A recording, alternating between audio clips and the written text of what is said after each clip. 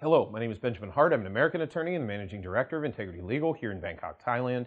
As the title of this video suggests, we're discussing the possibility of reopening Phuket, and things do seem to be going full steam ahead. At least the government appears to be going at full cylinders to get Phuket reopened July 1 to allow this sort of sandbox initiative so that so that vaccinated travelers can come into Phuket without the need to undergo quarantine.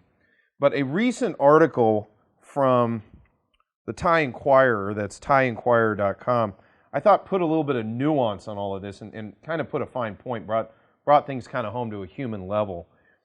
Article, again, titled, "Third Wave of Pandemic Could Be Death Sentence for Thai Hotels." Quoting directly, 2 years ago, the seaside in front of Seksit Pimonat guest house on Phuket's Patong Beach was packed. Holidaymakers from Siberia, China, and the various corners of the European Union crowded together in a cacophonous revelry.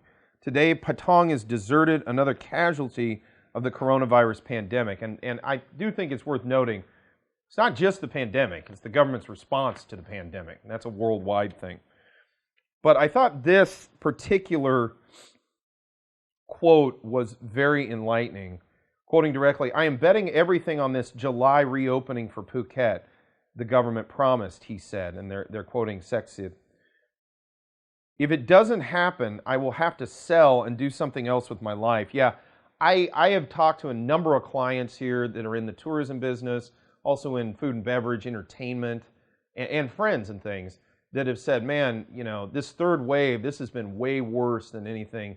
And by third wave, the response to this third wave, the lockdowns, the shutdowns, all these restrictions that aren't lockdowns but effectively have the same practical implications of lockdowns.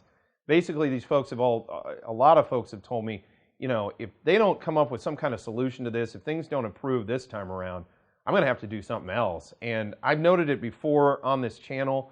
I think economically we're looking at some really dire straits ahead, and we're looking at a situation wherein I don't say this lightly, and this is not hyperbole, but where I think especially the SME sector could truly be decimated in the aftermath of this third wave. Now, I hope there will be a strong recovery, especially in the second half of 2021. That remains to be seen.